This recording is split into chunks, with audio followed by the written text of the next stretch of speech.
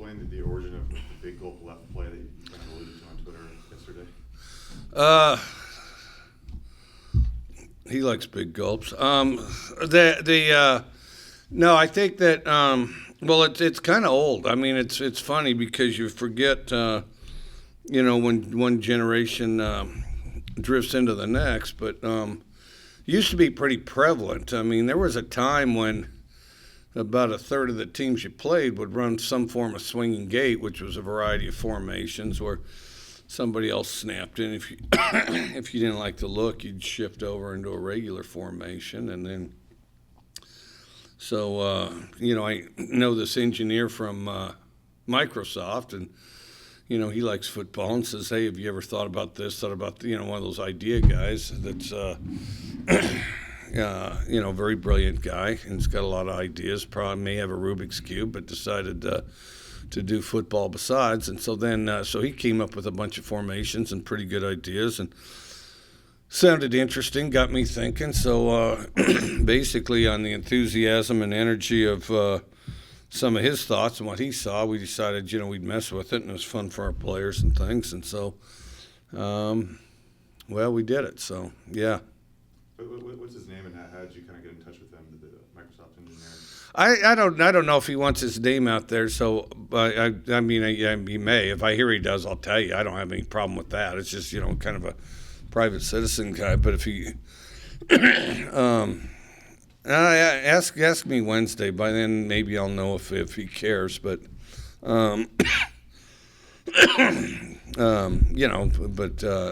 don't know if he cares or not. But well, I knew him. I know his brother and know some other people around him, and then just hanging out, spending time together. One thing leads to the next. And hey, have you ever thought of this? Have you ever thought of that? We'll draw it up. Let's see what it is. Well, I was thinking this is this. And you could do a whole offense out of all that stuff. You could do a whole offense out of a lot of things. And so, honestly, in football, there's no shortage of good ideas. There's a shortage of time and the opportunity to teach all those good ideas. So anyways, thought that was a good one, so we did it. You said you named it after a friend. How did that friend get that nickname? There's this guy, this national guy that thinks he's an expert on everything, which I don't really think he is, but I figured we'd name the deal after him. Mike, is this the first time? And that friend of mine, I do believe, will end up selling big gulps at some point. Go ahead. Is this the first time you've taken advice like that from a non-coach? No, it's not. You kind of listen, to, and everybody says they don't, but you kind of have your ear to the ground. You're always thinking. I had this janitor at Valdosta State. He was the guy that worked our building. He was a fantastic guy, just a great guy. He used to come in my office and we'd talk and stuff, and he is a great guy. I'm not sure what happened to him or where he's at nowadays, but he would, and we'd talk about football, and he would have just kind of everything from body language observations and stuff that were really good. I was coaching the offensive line then, and he would just come in and say, I think the linemen, they're having trouble just because it seems like we move our feet, but we used to get deeper on our when they used to get deeper when they'd set up, and you'd go back and watch film and you're looking at it, and all of a sudden he's right, because there's a point as a coach where, and I think every profession's like this, where you get a little locked up in scheme. If this guy goes here, oh yeah, that'd be very clever. If this guy goes there, oh yeah, that'd be smart. Oh, if we do that, oh, that we got him there, and so it goes like that, where you can get lost a certain amount as far as just little techniques, where somebody's eyes are, just simple stuff like enthusiasm and body language, and I think that all that's important, and so you do kind of try to filter, what you think's best, and sometimes somebody can see something you can't just because, you sit there and pore over film and watch film and, you're thinking about drawing little lines and stuff like that, it's pretty easy to lose track of some things. Other questions in the room for Coach? The second quarter against Wyoming was sort of like the 2012 matchup against UCLA, where you dominated every statistical category in time of possession, but you just couldn't get a lead. Are there any common denominators you kind of find when you fall in that situation? I don't. The biggest thing, you just got to punch your way out of it. Sometimes the ball doesn't roll your way. We had a fumble, which nobody could get a good view of it other than the TV copy, which that's not the one they check out. I didn't think it was a fumble. So that was a big blow, and then the safety, that was a big blow, and so then it's all back to back, and then everybody's got to do your job and just punch your way out of it, which I thought we did, and I thought it was impressive we did with a young team like we have. You guys entered the fourth quarter with just a 1-point lead, and you came out winning by 22. Is kind of putting someone away in the fourth quarter a reflection of leadership, in your opinion? I think it's kind of a reflection of, those guys that played a game, and I've always said from the beginning I'd rather be the guy that plays because you learn a lot about your team and some things like that. I think really the first half we were, we had to get all the kinks worked out, which I thought we did in a decent fashion. We did without hurting ourselves as much as we could have. Of course, the other side of it is we certainly had the chance to score more points. Although I thought we were pretty disjointed the first half offensively. And we didn't have a great second quarter on defense either. But and then the second half, I thought we reacted really well. I thought our defense played extremely well. And then it took us a while to get on the field, but other than that first drive, we were pretty explosive on offense the whole second half, and I thought that was good. And I thought, when you consider all the new faces that we have on the team, I thought that was impressive for them to come together. And, these guys aren't as familiar with one another as players on all other teams are, and so some of that under live firing in a game is part of the process too.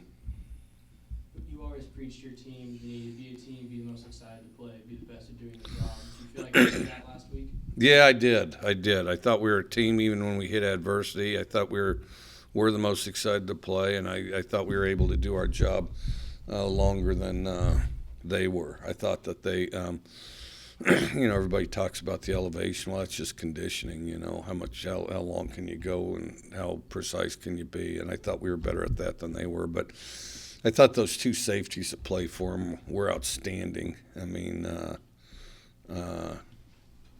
both of them, but 28's one of my favorite players.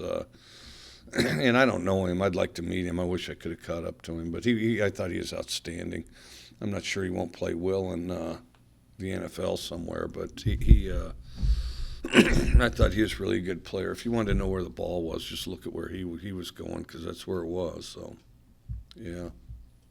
You talked about having a lot of fresh faces. Is it kind of settling for those guys that this Saturday was a home opener, a place where you guys had a lot of success last year?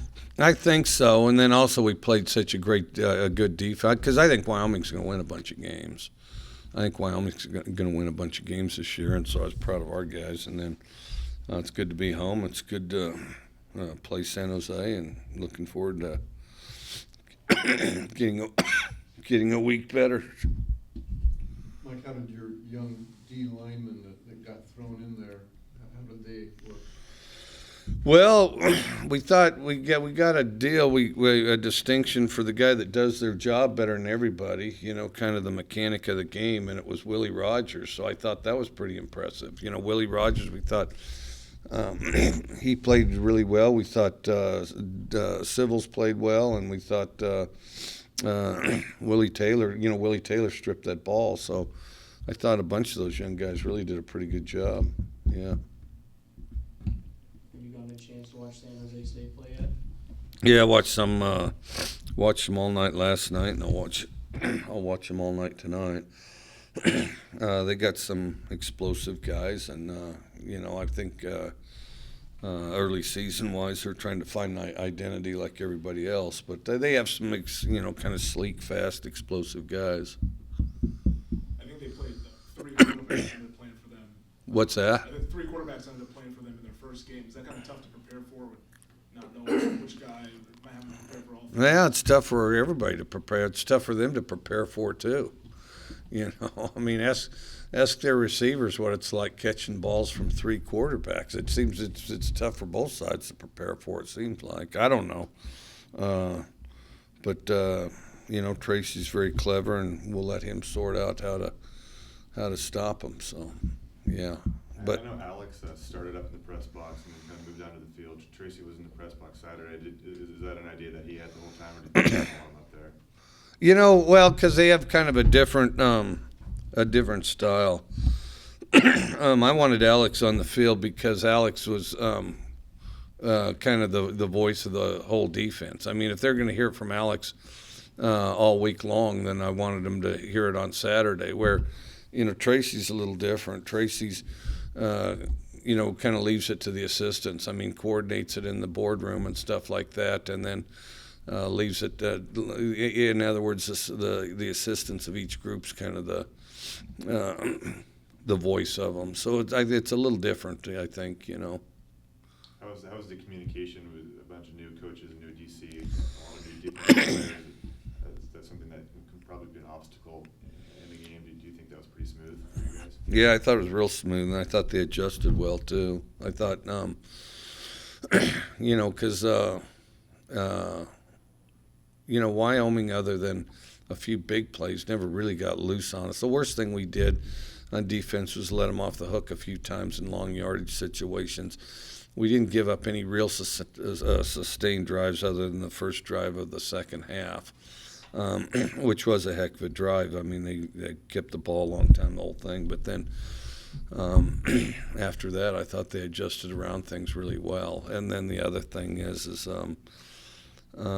both coaches and players, there wasn't a lot of panic out there, which I thought was really beneficial, especially for a young team in a first game. Good fan question. Let's go to questions on the phone. Any questions on the phone for Coach Leach? Well, we answered them all, so I guess that's it. Any questions on the phone line for Coach Leach? Nope, they're not. Okay, and then back in the room. Who was primarily involved in recruiting Patrick Nunn? Was that Jim Mastro?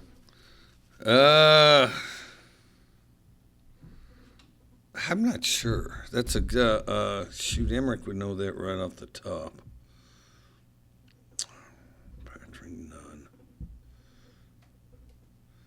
I don't think so. I mean, because I'm not sure. That's a good question. I don't think it was Mastro. What would you guys like out of him? He was a pretty versatile guy in high school. Could play receiver, could play DB. What else kind of struck you guys about him? What you guys were looking at him? I'm trying to think who it was. I can't remember. Emmerich could tell you who recruited Patrick Nunn. Shoot, I don't know. Bugs me. I think Schaefer ended up. That's what I was thinking. I was going to say that, but I just didn't want to misstate it. Yeah. So Shaver recruited Nunn. Yeah, he ended up. See, and I kind of recall that, but anyway, so Bill said it, so it's got to be true. But anyway, he was. Started, and then Schaefer closed out.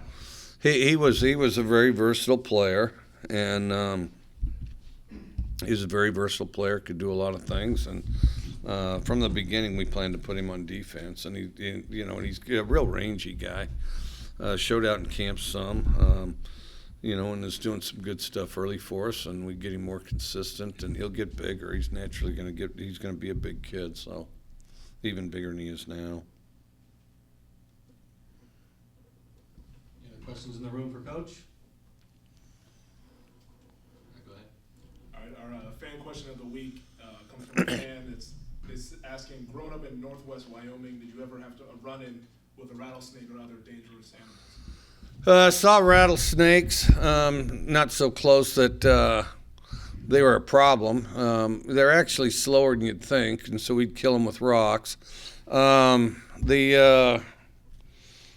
But boy, we thought we were super hunters if we got one of those snakes with rocks. It was like, yeah, we thought we were the best cavemen on earth, you know. But well, you'd see bears. You'd see bears, and then you'd work your way out, you know, and usually from a long, long distance. A lot of what you see in Wyoming is from a long distance because it's kind of open country, and you're on ridges and things like that. And so, you know, whether it's just you got really good eyes or, you know, a gun scope or binoculars or something, there'll be like, you know, a certain amount of stuff 300 to 600 yards away and things.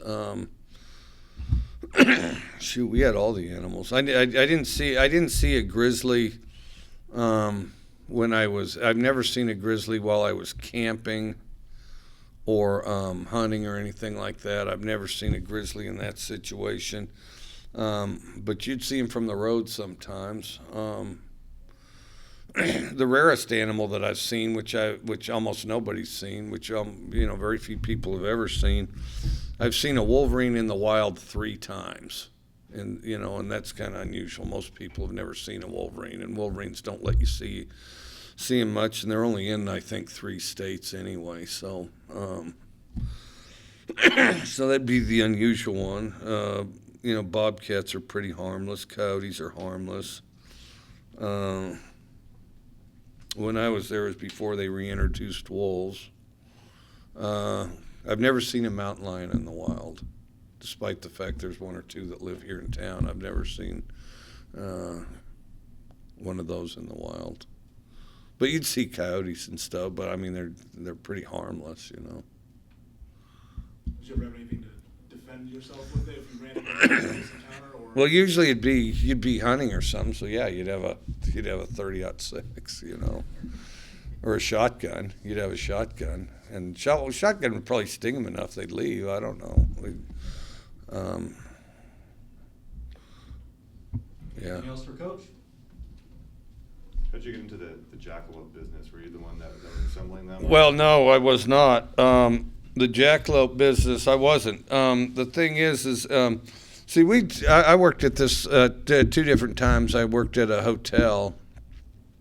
Well, I actually worked at the Irma Hotel too, but I worked at the Holiday Inn, and I worked at the Big Bear Motel at different times. And of course, they'd have you know, in the lobby or whatever, and they'd have curio shops and stuff like that.